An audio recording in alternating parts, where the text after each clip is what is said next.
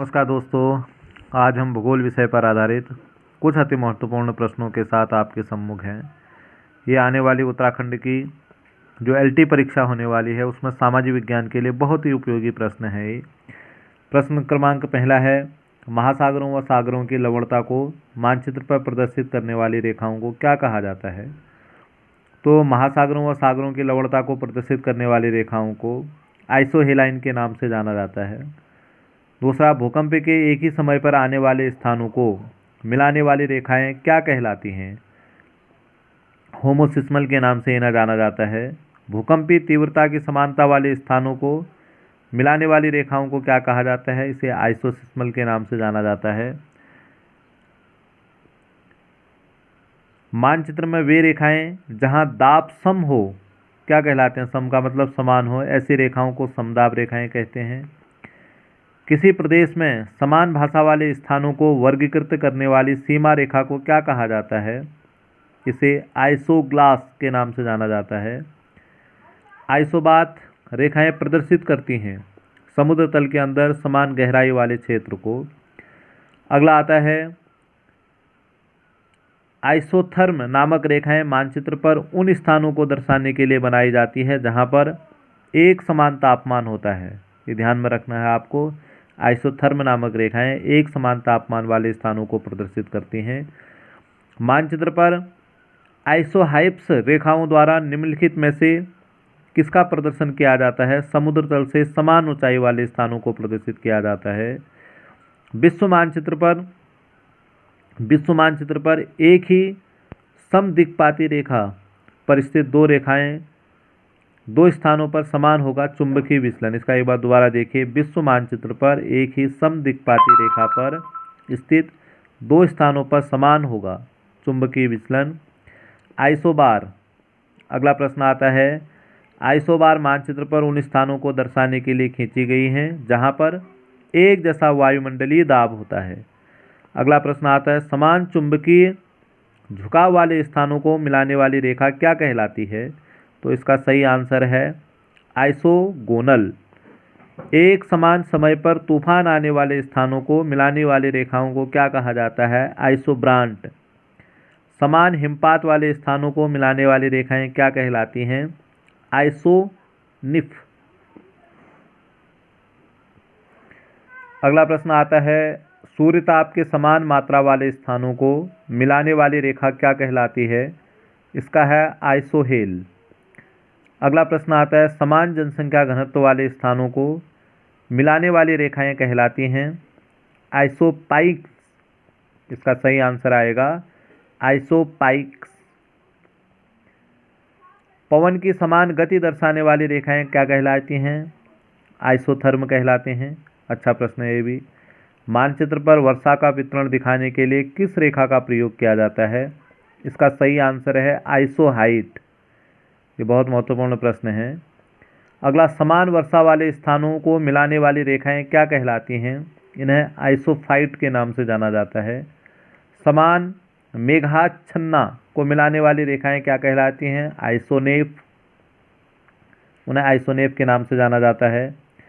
मानचित्र पर बनाई गई वे रेखाएं जो समुद्र से बराबर ऊंचाई वाले स्थानों को मिलाती हैं क्या कहलाती हैं? उन्हें कंटूर कहा जाता है। पृथ्वी के उत्तरी ध्रुव व दक्षिणी ध्रुव को मिलाने वाली रेखाएं क्या कहलाती हैं? उन्हें देशांतर रेखाएं कहते हैं। निम्नलिखित में से कौन सा कथन असत्य है? देखिए, असत्य कथन दिए गए हैं। इसमें से 3-4 कथन ये आपके सम्मुख दिए गए हैं। इसमें से ये वाला कथन, बी कथन असत्य है। वह अक्षांश रेखा जिस पर सदैव दिन व रात की अवधि बराबर होती है भूमध्य रेखा है। तो निम्नलिखित में से सुमेलित कीजिए। सुमेलित नहीं है। कौन सा सुमेलित नहीं है इसको देखिए। कर्क रेखा 23 से 1/2 उत्तरी अक्षांश, आर्क वृत्त 66 से ही 1/2 उत्तरी, मकर रेखा 23 से 1/2 दक्षिणी अक्षांश, और प्रधान यामोत्तर है। प्रधान यामोत्तर का जो देशांतर होता है वो 0 डिग्री होता है। ट्रैफिक ऑफ कैंसर निम्नलिखित में से क्या है? अर्थात कर्क रेखा क्या है? कर्क रेखा 23 से ही 1/2 उत्तरी अक्षांश वाली जो रेखा है उसे कर्क रेखा के नाम से जाना जाता है। भूमध्य रेखा के उत्तर या दक्षिण किसी दिए गए स्थान की कोणिक दूरी क्या कहलाती है? उसे अक्षांश कहते हैं। मानचित्र पर स्थित अक्षांश व देशांतर रेखाओं के बारे में निम्नलिखित में से कौन सा कथन सत्य है? तो दोनों एक दूसरे को लंबवत काटती हैं। जो अक्षांश और देशांतर रेखाएं हैं वो एक अक्षांश रेखाएं ऐसे हैं और देशांतर रेखाएं ऐसे हैं, तो लंबवत काटती हैं। भूमध्य रेखा के अतिरिक्त कौन सी अक्षांश रेखा पृथ्वी को दो बराबर भागों में विभाजित करती है? कोई सी भी अक्षांश रेखा पृथ्वी को बराबर भागों में, दो बराबर भागों में भूमध्य रेखा के अलावा विभाजित नहीं करती है। इसका आपको ध्यान रखना है। अगला प्रश्न आता है, दो अक्षांशों के बीच की दूरी को क्या कहते हैं? बहुत महत्वपूर्ण है। दो अक्षांश रेखाएं हैं, इन दोनों के बीच की दूरी को जोन कहा जाता है। निम्नलिखित नगरों में से कौन सा एक भूमध्य सागर के सर्वाधिक निकट है? तो जो ये नगर दे रखे हैं इसमें से सिंगापुर भूमध्य रेखा के सर्वाधिक निकट स्थित है। दो देशांतर रेखाओं में 1 डिग्री का अंतर होने पर कितने समयों में अंतर होगा? यदि दो देशांतर रेखाएं हैं, उन दोनों के बीच में यदि 1 डिग्री का अंतर होता है तो वहां पर 4 मिनट का अंतर हो जाएगा। यह आपको ध्यान में रखना है। अगला प्रश्न आता है, मकर रेखा अर्थात 23 से ही 1/2 दक्षिणी अक्षांश वृत्त निम्नलिखित में से कहाँ से होकर गुजरती है? जो ऑप्शन दे रखे हैं इसमें से मालागासी सही आंसर है। वह काल्पनिक रेखा जो पृथ्वी को दो भागों में विभाजित करती है उसे भूमध्य रेखा कहते हैं। इसको ध्यान में रखना है। जो ऑप्शन है, प्रधान मध्याह्न रेखा किस स्थान से होकर गुजरती है? ग्रीनविच से होकर गुजरती है। निम्नलिखित में से कौन सा बृहद वृत्त है? ग्रेट सर्कल है। तो इसका सही आंसर है भूमध्य रेखा। 1 डिग्री देशांतर की सर्वाधिक दूरी कहाँ पर है? विषुवत रेखा पर है। विषुवत रेखा के समानांतर कल्पित रेखाएं क्या कहलाती हैं? वो अक्षांश रेखाएं कहलाती हैं। दक्षिणी ध्रुव का अक्षांश कितना है? दक्षिणी ध्रुव का अक्षांश जो है वो 90 डिग्री है। ध्रुवों की तरफ जाने पर अक्षांश रेखाओं के व्यास की प्रकृति घट जाती है। यदि हम ध्रुवों की तरफ जाते हैं तो ऊपर की तरफ जो व्यास होता है उनका वो घट जाता है। भारत में किस देश से होकर निम्नलिखित में से किस देश से होकर कर्क रेखा नहीं गुजरती है? भारत, म्यांमार और चीन से कर्क रेखा गुजरती है, लेकिन जायरे से, ये जो ऑप्शन दिए हैं इसमें से जायरे से कर्क रेखा नहीं गुजरती है। धरातल पर 1 डिग्री अक्षांश की दूरी निम्न में से किसके बराबर होती है? 1 डिग्री अक्षांश के बीच की दूरी 111 किलोमीटर के बराबर होती है, अर्थात दो अक्षांश रेखाओं के बीच की दूरी 111 किलोमीटर है। दो देशांतर रेखाओं के बीच की दूरी निम्नलिखित में से किस नाम से जानी जाती है? तो दो देशांतर रेखाओं के बीच की दूरी को गोरे के नाम से जाना जाता है और दो अक्षांश रेखाओं के बीच की दूरी जोन कहलाती थी। ये ध्यान रखना आपको। दोनों ध्रुवों को जोड़ने वाली वह काल्पनिक रेखा है जो भूमध्य रेखा को समकोण पर प्रतिच्छेदित करती है, उसे देशांतर रेखा कहते हैं। कुल अक्षांशों की संख्या है 180। ग्रीनविच रेखा से तात्पर्य है 0 डिग्री देशांतर रेखा। 66 से ही 1/2 डिग्री दक्षिणी अक्षांश को क्या कहते हैं? इसे आर्कटिक वृत्त के नाम से जाना जाता है।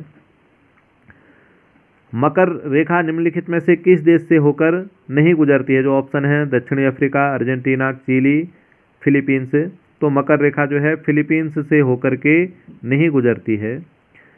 उत्तरी गोलार्ध में भू धरातल अधिकतम है, तो इसका सही आंसर है 30 डिग्री उत्तरी से 40 डिग्री उत्तरी के बीच में यह अधिक है। पृथ्वी में 1 घंटे में कितना देशांतर घूम लेती है? पृथ्वी 1 घंटे में 15 देशांतर घूम लेती है। तो दो देशांतर रेखाओं के बीच की दूरी में 4 मिनट का समय लगता है, तो 15 देशांतर घूमने में 1 घंटे का समय लगेगा। यह आपको ध्यान रखना है। और जो दो देशांतर होते हैं, दो देशांतरों के बीच की दूरी 111 किलोमीटर होती है। ये भूगोल विषय पर आधारित कुछ अति महत्वपूर्ण प्रश्न हैं जिनका आप अच्छी तरीके से अध्ययन कर लीजिए। इसमें से ये वाले थोड़ा सा अति महत्वपूर्ण है, जैसे पवन की समान गति दर्शाने वाली रेखाएं क्या कहलाती हैं? आइसोथर्म। समान जनसंख्या घनत्व वाले स्थानों को मिलाने वाली रेखाएं क्या कहलाती हैं?